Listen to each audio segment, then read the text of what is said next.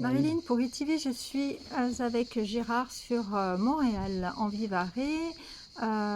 Nous allons parler de sa rencontre rapprochée du troisième type faite à Saorge en 1951, à l'été. Voilà, on vous écoute Gérard. Bonjour, en 1951, j'avais 8 ans et j'étais en colonie de vacances à Saorge, dans les Alpes-Maritimes, dans un monastère qui avait été désaffecté pendant la guerre, qui avait été occupé par les Italiens et les Allemands. Ils avaient dépouillé le monastère complètement. À cette époque, et ce monastère existe toujours, et à cette époque, il n'y avait pas de télévision, très peu de postes de radio. Dans ce monastère, les curés hébergeaient depuis 2 ans, pour 2 mois, des enfants dont les familles étaient sans aucun revenu, ce qui ressemblait beaucoup à ce que faisait l'abbé Pierre à ce moment-là. Nous étions environ 70 enfants entre 8 et 14 ans, logés dans des petites cellules. Ces cellules n'avaient ni porte ni volet, pas d'électricité. Nous avions chacun une lampe de torche pour nous éclairer. Nous étions en moyenne 3 par cellule. Il y avait de la place pour 2 lits, un lit à 2 étages et des lits à 1 étage selon les cellules. Moi, je dormais dans un petit lit qui était à même le sol. Voici ce qui m'est arrivé. Quelque chose d'étrange que je n'arrive toujours pas à approfondir, toujours aujourd'hui. Vu qu'à l'époque, je n'étais qu'un enfant et que ces choses-là, je n'avais jamais entendu parler, ni jamais vu, ni jamais entendu parler. Au beau milieu de la nuit, je pense que j'ai été téléporté ou transporté par la fenêtre de la chambre de ma cellule qui se trouve au 2e étage par rapport au jardin. Et donc j'ai été transporté dans le jardin du rez-de-chaussée où je me suis réveillé. Là, une grosse bulle ou une boule d'une lueur intense orange était posée à même le sol, légèrement propulsée par un souffle qui m'a maintenu. Alors j'étais légèrement propulsé par un souffle qui m'a maintenu plaqué longtemps contre un pilier, comme si j'étais attaché, et sans pouvoir bouger. Curieusement, ce souffle n'avait aucun bruit. Cette boule mesurait environ 8 mètres de long par 2,50 m de haut et une largeur X que je ne pouvais pas voir. Mais je me trouvais quand même à 4 mètres de cette boule. Au bout de quelques minutes, 4 petits hommes gris-vert sont sortis de cette lumière. 2 sont rentrés par la fenêtre du rez-de-chaussée et 2 ont grimpé par la façade et entré dans ma cellule par la fenêtre. Moi, toujours plaqué contre mon pilier, sans pouvoir faire aucun mouvement. Curieusement, je n'avais pas peur. Après plusieurs minutes, ils sont ressortis de cette boule qui se trouvait environ entre 3 et 5 mètres de moi et autant de la façade.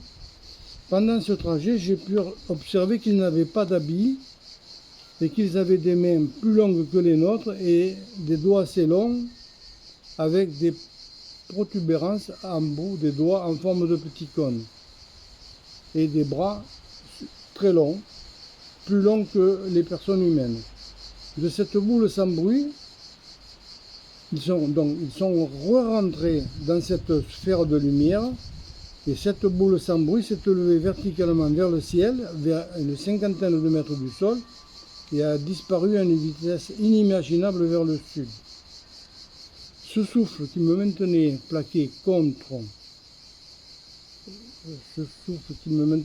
contre le mur m'a libéré, malgré qu'il faisait nuit, à l'emplacement où cette boule de lumière était en suspension et non pas posée. Un halo de lumière s'est dégagé du sol. Il a diminué un peu à peu. Et à partir de ce moment-là, je ne me souviens plus de rien. Ni comment je me suis retrouvé dans ma cellule vers 6 h du matin. Je me suis réveillé dans mon lit, tout balourd. Je suis allé raconter mon histoire au curé qui faisait le chef de la colonie, il m'a ri au nez en me disant, tu sais, ce n'est qu'un mauvais rêve, dans 2 heures tu auras tout oublié. Mais je n'ai pas rêvé et ces choses m'ont marqué. Ces hommes avaient des mains longues et des doigts très longs, et le bout des doigts en forme de trompette comme des petites ventouses. Que sont-ils venus faire et pour quelles raisons m'ont-ils transporté dans le jardin? Ai-je été cobaye? De quoi, je ne le sais toujours pas, mais toujours est-il que maintenant, depuis quelque temps, en n'ayant plus de cheveux sur le crâne, j'ai une belle cicatrice avec un léger renfoncement du crâne dessous. C'est bizarre, de cette cicatrice, les cheveux ne poussent plus. Moi, je n'ai jamais manqué de cheveux à cet endroit, sinon à quelques petites démangeaisons après ma téléportation. Chose qui m'a gêné pendant les 2 premiers le mois de la colonie, au mois d'août. Je me grattais toujours la tête en me demandant qu'est-ce qui se passait sur ma tête. Alors, je n'ai jamais manqué de cheveux donc à cet endroit, pas de démangeaisons, après ma téléportation, mais j'ai toujours eu tous mes cheveux et toute ma vie, je n'ai jamais eu aucun accident à la tête. Suite à ce soi-disant rêve, le lendemain, les curés ont fini par constater que toute l'herbe, où je leur ai signalé que cette boule lumineuse était venue, toute l'herbe était foulée, sans inverse des aiguilles d'une montre. On va voir encore un petit truc qui est là. Voilà, d'une montre. L'herbe toute semblait roussie mais non pas brûlée. Et couchée seulement à une hauteur de 15 cm du sol. Ce même soir, le lendemain soir, après que les curés se soient rendus compte qu'il s'était réellement passé quelque chose, des douaniers ont effectué, ont vérifié que tout ce que j'ai dit, ça a été affirmé et qu'ils n'avaient jamais rien vu de pareil et que ce n'était pas un canular qui avait pu être fait par des enfants, surtout effectué par des gamins de cet âge-là. Quand ils ont quitté les lieux, ils ont affirmé au père supérieur qui s'occupait de la colonie qu'ils allaient faire un rapport. Cela a-t-il été fait personnellement? J'ai personnellement envoyé, il y a quelques années, des mails en mairie de Saorge. Ça sent très bien que le maire de l'époque avait été mis au courant, puisqu'il m'avait questionné lui-même un jour, en me disant qu'il me croyait. Et donc, la mairie ne m'a jamais répondu. Pour quelle raison, je ne le sais pas. La gendarmerie n'a jamais rien voulu me dire à ce sujet. Rien du tout. Un tabou, un secret, je ne sais pas. Est-ce qu'il y aurait moyen d'avoir ces rapports des douaniers quelque part, de les trouver? Alors, moi, je n'ai pas de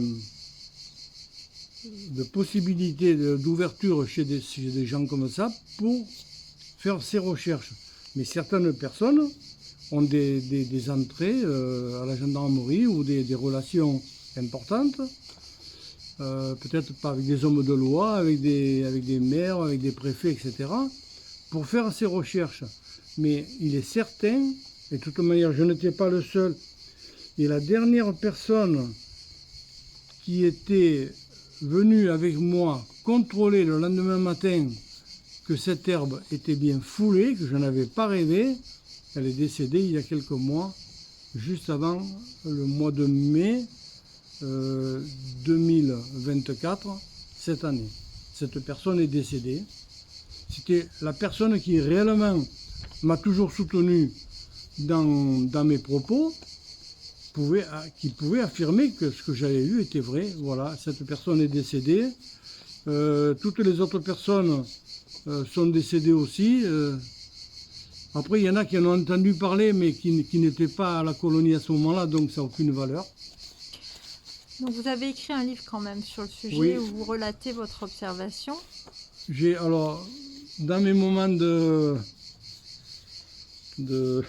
comment on peut dire ça, où j'avais un petit peu le blues, où je suis venu en mémoire de tout que je n'avais jamais oublié d'ailleurs, tout s'est fait, et je me suis dit, je vais raconter cette histoire et en faire un livre, de manière à en faire profiter à toutes les personnes dont j'ai fait les recherches, qui étaient encore de nos jours, et j'ai fait profiter de ces livres, de ce livre à toutes les personnes que j'ai connues, que j'ai retrouvées, les adresses, etc. Ce livre n'a pas été fait pour un bien lucratif, parce que ça m'a coûté plus cher de le faire que ce que ça m'a rapporté. Je l'ai fait parce que je pense que quelque part ça m'a libéré de quelque chose, et tous les copains à qui j'ai offert ce livre ont été contents, se rappelaient de ça, mais malheureusement le dernier a disparu il y a quelques mois seulement. Voilà tout ce que je peux dire sur la colonie de Saorge. Alors, j'ai effectué, parce que je travaille beaucoup, j'ai beaucoup d'énergie, je recherche de l'eau, je suis pas médium, mais je suis magnétiseur, j'ai beaucoup de fluide, j'ai fait beaucoup de recherches sur des objets perdus, je retrouve beaucoup de choses, des fuites d'eau, je trouve de l'eau, etc. Et je me suis mis à faire des recherches sur plan, que je fais d'ailleurs, que j'ai fait dans mon métier pour rechercher des fuites d'eau chez des personnes, et alors surtout à distance. Et j'avais fait sur Saorge, le 15 avril 2015, des recherches sur plan à distance qui m'ont donné des valeurs,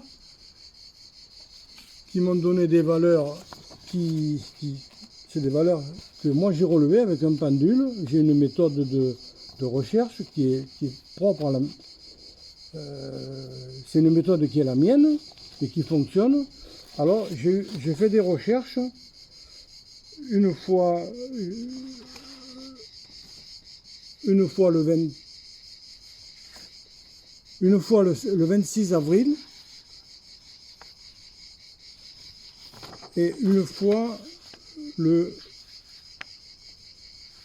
15 avril. Alors le 15 avril, est-ce que j'étais pas très en forme ce jour-là? J'ai obtenu des valeurs un peu moindres. Je pense que c'est celui de droite. Celui de droite qui était quand même, c'était haut quand même, non? Voilà. Ouais, déjà. Le plus vieux, le plus ancien, c'est celui-là. J'avais des valeurs moindres parce que je travaillais avec des tables de travail. Je n'avais pas de table suffisamment élevée. Mais toutes les valeurs qui sont inscrites en rouge là-dessus, avec des plus, c'était des valeurs très élevées que je ne pouvais pas mesurer. Après, toutes les valeurs qui sont en bleu, c'est des valeurs justes que j'ai mesurées sur place, que j'ai confirmées sur place. Et toutes les valeurs qui sont en rouge, je les ai recontrôlées de nouveau sur place. Donc en mai 2024. En mai 2024. Sur place. Et ça confirme bien tous les relevés que j'avais fait à distance. Ouais, donc vous avez remarqué que c'était pareil, très élevé au niveau de... Très élevé au niveau de où s'est posé l'objet, oui.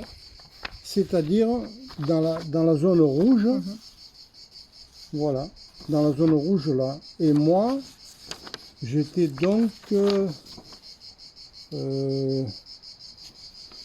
j'étais prisonnier, pas prisonnier mais sur le piquet. Oui, voilà, à peu près où il y a mon doigt là. À l'époque, il existait un pilier et j'étais resté plaqué sur ce pilier et l'engin était posé là.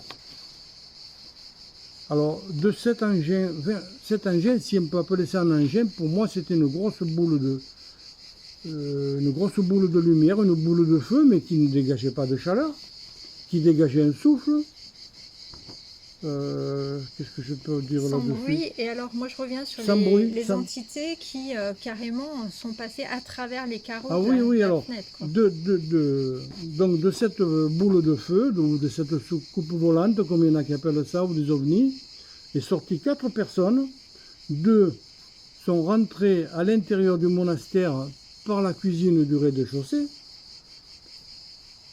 alors qu'il y avait une porte, ils sont passés par la fenêtre. Hein. Une fenêtre qui était quand même à environ 1 mètre 50 du sol. Et la fenêtre était fermée, ça n'a aucun gêne. Ils sont passés à travers la fenêtre sans problème. Alors qu'ils auraient pu traverser par la porte. Ça, c'est une énigme, je ne peux pas le dire. Par contre, deux, ils étaient 4, 2 sont rentrés dans la cuisine, et 2 ont grimpé sur la façade et rentré dans la fenêtre où qui était ma chambre, en fait, dans la petite cellule où on dormait à 3. Ils sont rentrés par là. Quelque temps après, pour moi, c'est un temps impossible à définir. Ils sont ressortis. Ce temps, pour moi, n'avait pas de valeur dans le temps. Je ne peux pas dire si c'était 5, 10, 15, 20 minutes. Ça n'avait pas de valeur dans le temps. Il faisait nuit, ils sont ressortis. Ceux qui étaient en haut sont redescendus par la façade comme si rien n'était. Et ils se sont pratiquement réunis au même moment, tous les 4, à sortir donc de ce bâtiment, à re-rentrer dans cette boule de lumière. Et au bout d'un moment, cette boule de lumière s'est élevée dans le ciel, vers 50, 60 mètres, 100 mètres, je ne peux pas dire, à la verticale, et hop, c'est parti à une vitesse inimaginable. Et voilà ce qui s'est passé. Est-ce qu'ils avaient une démarche particulière quand ils marchaient? Non. Non. Quand ils grimpaient alors, quand ils grimpaient, on avait l'impression que c'est protubérance. Ouais. Hein, qu'ils avaient au bout des doigts, comme si ça les aidait pour grimper. Comme les tarantes, un petit peu. Un peu comme les tarantes, ou comme toutes les bestioles qui grimpent sur un mur. Mais bon, là, quand même, quand ils grimpaient sur la façade, cette lueur diffusait moins de lumière. Je voyais les personnages, mais je ne voyais pas forcément si les doigts accrochaient ou non. n'accrochaient Vous ne voyez pas les détails. Mais bon, ils sont montés comme s'ils marchaient à 4 pattes par terre. Hein. Ils avaient un costume, ils avaient un habit. Alors ça, c'est quelque chose que je ne suis jamais arrivé à définir.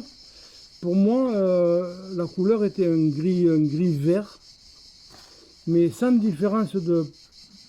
Comme quand pas de démarcation, quoi. Non, on voit un col à des personnes, mais là, bon, non. Par contre, moi, je les ai toujours vus de profil, puisque d'où j'étais placé, je les voyais, je les ai vus sortir, je les ai vus de profil, dont 2 sont rentrés là, 2 sont montés en haut, je les ai toujours vus de profil.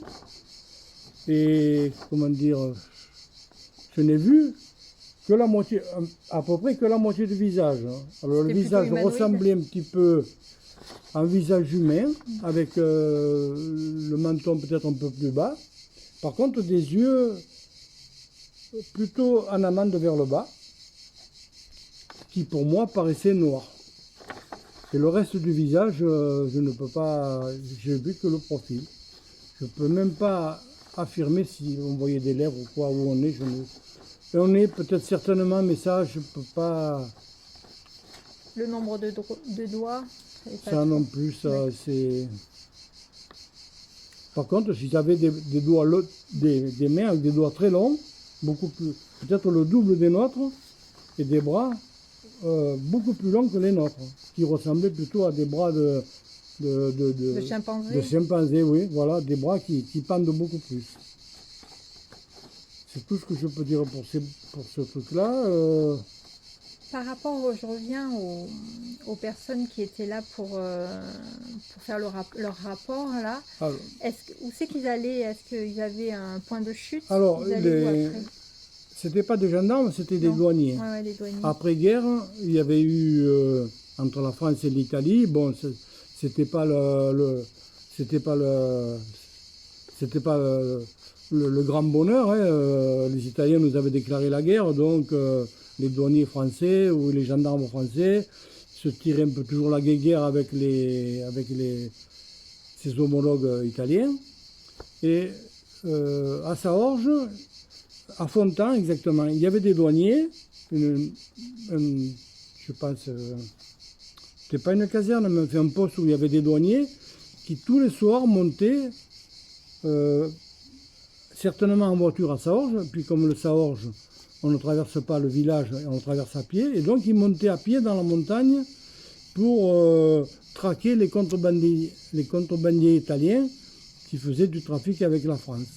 Et ils passaient toute la nuit en montagne et ils redescendaient au petit matin. Alors ils avaient une petite bergerie au plateau d'Annan. Il y en avait aussi avant le plateau d'Annan, c'était... attendez. Bon, le nom, bon, je ne me reviens pas, mais qui était entre les deux, en altitude entre les deux, parce que peut-être des fois ils ne montaient pas toujours au sommet de la montagne. Quoique le plateau d'Annan, ce n'est pas le sommet de la montagne, mais on sait qu'ils montaient la garde toute la nuit au plateau d'Annan. Et ces douaniers se sont aperçus, alors quand ils montaient à Sorge, ils faisaient déjà une première halte sur l'esplanade du monastère où il y a des bancs qui sont construits dans les murs. Ils se reposaient là un petit instant et après ils repartaient, passaient la nuit là-haut. On les voyait pratiquement tous les jours, tous les 2 jours, mais on les voyait tout le temps. Et ces douaniers se sont rendus compte qu'il y avait un remue-ménage dans la colonie, que les curés nous avaient demandé. Alors les curés n'avaient pas expliqué à tout le monde réellement ce qui s'était passé, mais les curés avaient donné l'ordre à tous les enfants de contrôler leurs affaires, de contrôler l'église, de contrôler de partout pour savoir si quelque chose avait disparu ou quelque chose avait manqué. De ce côté-là, apparemment, ce n'était pas le cas. Et ces douaniers se sont trouvés là, un soir une après-midi, donc le lendemain vers les 5 heures, après que ça soit produit l'apparition, le lendemain vers les 5 heures, et les douaniers voyaient qu'il y avait un remue-ménage sur l'esplanade devant le monastère, les curés qui demandaient, alors toi, est-ce que tu as trouvé, quelque chose, et toi, est-ce que tu as bien cherché, etc. Et les douaniers se sont un peu, ça les a un petit peu, pas inquiétés, mais... Questionnés. Oui, ils ont trouvé bizarre que le curé pose ces questions. Et ils se sont approchés du curé en lui demandant, je ne sais pas s'ils avaient dit mon père ou monsieur le curé, est-ce que ces enfants n'auraient pas mis la main basse sur, est-ce qu'ils auraient dérobé quelque chose et tout. Alors le curé, il s'est trouvé un petit peu le responsable de la colonie, le chef. Hein.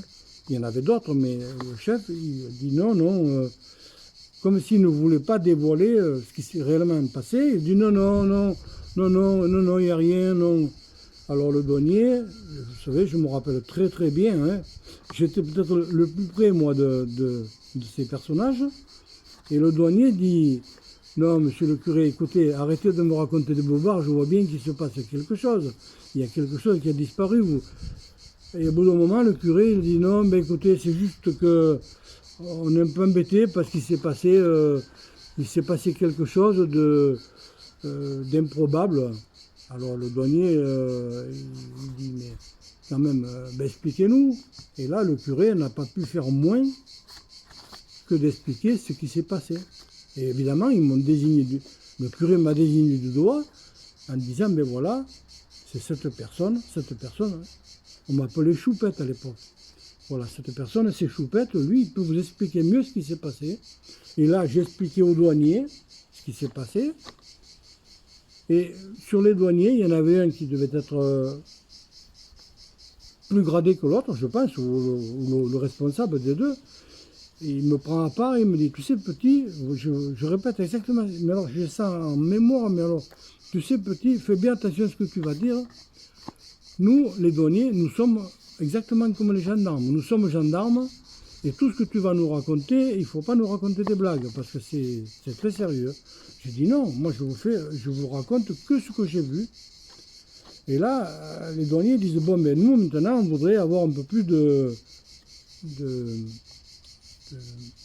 détails sur ce que le curé avait dit, parce que le curé avait dit, oui, effectivement, ce qui nous gêne, qui confirme ce que a dit les gamins, quoi, c'est que cette herbe est toute foulée. Alors les douaniers disent, ben, écoutez, emmenez-nous là-bas. Alors les douaniers me disent, bon, ben, écoute, toi, petit, tu viens avec nous et tu vas nous expliquer réellement ce qui s'est passé. Tout ça, j'ai donc expliqué aux douaniers. Et les douaniers, quand ils ont vu ça, ils sont restés un petit peu stupéfaits. L'herbe n'était pas vous savez, une herbe qu'on foule avec un engin, l'herbe se couche à plat, mais là l'herbe était pliée à environ voilà, à ça du sol, mais pliée à l'équerre comme ça, comme si on avait fauché des blés, mais pas à ras du sol. Et cette herbe qui pousse dans le jardin du monastère, parce que le jardin était désaffecté à ce moment-là, l'herbe était haute. Alors, les douaniers ont regardé cette herbe, et puis effectivement, ils ont vraiment constaté et vérifié ce que j'avais dit au curé, que cette herbe était toute fauchée, sans inverse des aiguilles d'une montre. Elle n'était pas coupée, elle était non, elle juste, n'était pas coupée, l'herbe était pliée, ouais. comme si on a plié un brin de blé à l'équerre, quoi. Alors ils ont dit, on n'a jamais vu une chose pareille. Ça confirme bien. Bon, on n'a rien vu. Il a dit, on n'a pas vu d'engin, mais cette herbe fauchée, c'est pas des gamins qui ont pu faire ça. D'autant plus qu'on n'avait pas le droit d'aller. Le jardin nous était interdit par la porte de la cuisine qui donnait donc sur le monastère. Nous, on n'avait pas le droit de sortir. La cuisine, c'était privé. Qui n'était pas une cuisine, d'ailleurs c'était une pièce où on faisait une espèce de tambouille dedans, mais c'était pas une cuisine. Voilà. Est-ce qu'il avait plu? Est-ce qu'il pleuvait? Non. Non. Non, il n'avait pas plu. Il n'avait pas plu. Il faisait beau. Le ciel était par contre nuit noire, pas de lune. Nuit noire, pas de lune. Voilà, c'est tout ce que je peux dire. On peut me poser des questions qui me reviennent peut-être pas, mais... Très bien, mais je pense que c'est bien. Et donc, complet, Gérard. alors moi, après avoir fait donc des recherches en mairie de Saorge, ces mails, quelque part, moi je n'ai pas la possibilité de vérifier ces mails. Je n'ai pas la capacité d'ailleurs, ni les possibilités de retrouver ces mails. Mais moi je sais que je les ai envoyés avec mon adresse email. Des personnes importantes ont peut-être des sources pour contrôler. C'était en quelle année les mails? Eh bien, écoutez, ça devait être certainement un petit peu avant cette date-là. 2015. Oui, entre 2000... je ne sais pas exactement. Bon, franchement, là, je ne me rappelle pas. Bon, j'avais pas... c'était certainement avant, parce que quand j'ai commencé à faire ces relevés... Attendez, est-ce que je les ai fait? Parce que j'ai écrit un petit livre là-dessus. Il faudrait que je recherche. Je n'ai pas la date en tête, mais sur le livre, la date est... C'est noté. C'est noté. Je regarderai. Je ne l'ai plus en tête. Vous avez, comment vous avez eu l'idée de faire Des recherches ces à relevés, distance? ouais. Eh bien, parce que dans mon métier, j'ai été comment dire, j'ai été confronté à des problèmes ou des clients qui se plaignaient de fuites d'eau avec par exemple des compagnies comme la Lyonnaise des Eaux qui disaient que la fuite ne les incombait pas alors que le client disait que ça incombait. Et moi je faisais des recherches et j'ai une méthode de relever des puissances et ces puissances me donnent des endroits où il y a des fuites. C'est mental mais c'est comme ça.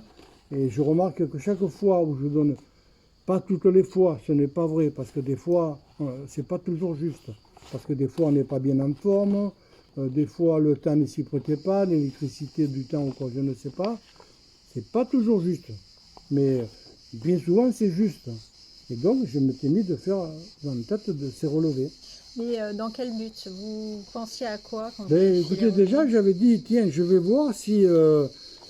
parce que sur Internet, je me suis rendu compte que des fois, j'allais voir le monastère à vue sur Google Earth aérienne, des vues aériennes, et je me rendais compte que l'herbe où s'était posé l'engin, c'était un endroit où l'herbe ne poussait pas toujours bien comme ailleurs. Je dis, tiens, c'est bizarre, à l'endroit où il y a un truc, où il y avait ce truc, l'herbe, elle ne pousse pas bien. On voit que l'herbe, elle est plutôt jaunasse, en plein été, jaunasse, alors que toute l'herbe qui est ailleurs, Au printemps, non, au printemps, l'herbe est verte de partout, mais quand, au mois d'août, par exemple, quand l'herbe devient jaunasse et qu'elle est verte ailleurs, je dis, tiens, ben, c'est curieux, l'herbe, elle reste toute jaune à l'endroit où s'est posé ce truc.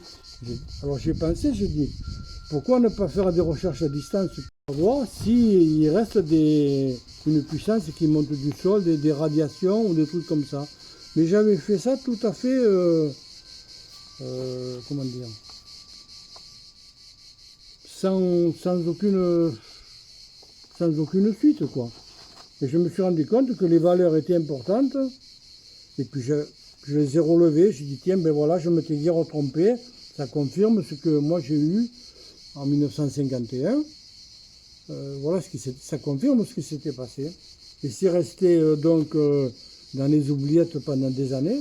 Et puis un beau jour, on a eu l'occasion de monter, vérifier sur place. La chose que c'est pas bien facile parce qu'il y a des gens qui ne s'appelaient pas. Et oui. Il y a des gens qui ne s'appelaient pas et qui ne veulent pas que ça soit dit. La raison, moi je ne la connais pas. Mais le fait est, c'est qu'on sent que... alors oui, j'avais commencé à faire... Ah, voilà. J'avais fait... Un jour, j'avais vu une émission à la télévision en disant qu'en France, il avait été mis sur pied... que le CNES avait mis une structure sur pied pour noter toutes les... pas les doléances, mais tout ce que les gens avaient pu apercevoir. Oui, comme recueillir les témoignages pour mettre tout ça de côté. J'ai dit, tiens, pourquoi pas ne pas contacter tous ces gens. Peut-être que ce qui s'est produit là, ça s'est peut-être produit ailleurs. Donc c'était le GEPAN. Hein? C'est le GEPAN. Non, mais ça c'est après. Ah. Alors je me dis, je vais les contacter et ils me diront bien si ce qui s'est passé là, c'est déjà produit ailleurs. Moi, ce qui m'intéressait, du moment que quelqu'un me dit, oui, mais ce que vous avez vu, ça s'est déjà produit à X endroit, ça aurait confirmé réellement mes pensées. Souvenirs qui étaient bien ancrés dans ma tête, hein. Des trucs que je n'ai pas oubliés. Et donc, j'ai donc téléphoné au CNES. Le CNES me dit, oui, mais maintenant... nous on ne s'occupe plus de ça, on a mis ça sur pied, mais on a tout transformé au GEPAN, il faut voir avec le GEPAN. Alors, la personne me dit, bon, je ne me rappelle plus si elle m'a donné les coordonnées du GEPAN ou si c'est moi qui les ai cherchées. Je rentre en contact avec le GEPAN et puis je laisse un message. Je me tombe sur un répondeur, je laisse un message en disant que voilà, j'avais vu les gens appellent ça des ovnis, il y en a qui appellent ça des soucoupes volantes. Moi, je dis des ovnis. Je dis que j'avais des révélations à faire sur des ovnis. Et puis je n'ai plus de nouvelles pendant un mois et demi, peut-être 2 mois. Et un mois et demi, c'est sûr. Plus de nouvelles. Et un soir, en fin d'après-midi, comme ça, vers les 16h ou 17h, vers les 6h de l'après-midi, peut-être même 7h, c'était tard déjà.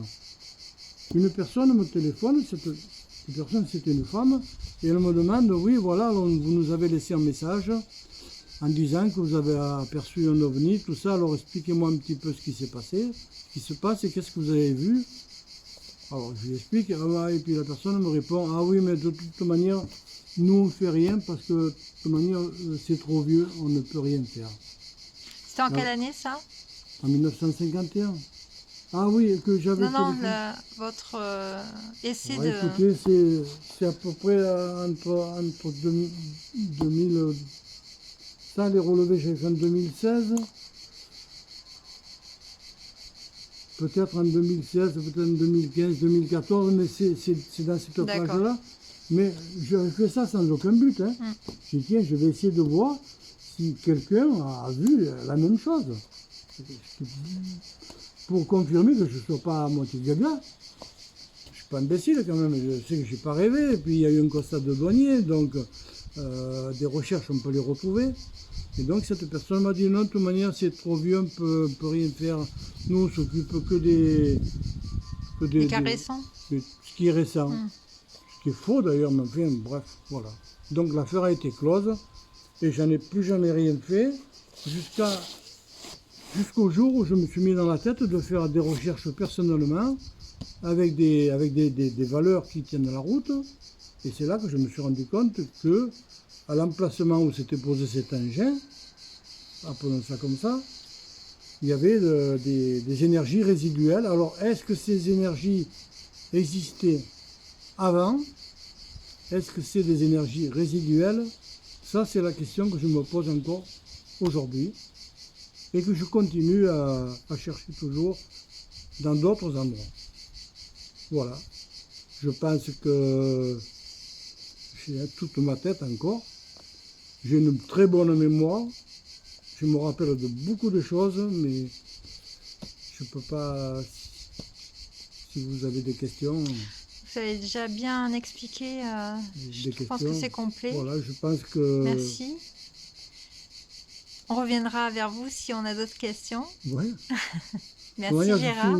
Dans la mesure où ça nuit à personne, je suis prêt à raconter. De toute manière, ce que j'ai vu, ça fait de mal à personne. Je fais que raconter ce que j'ai vu de toute manière. Hein.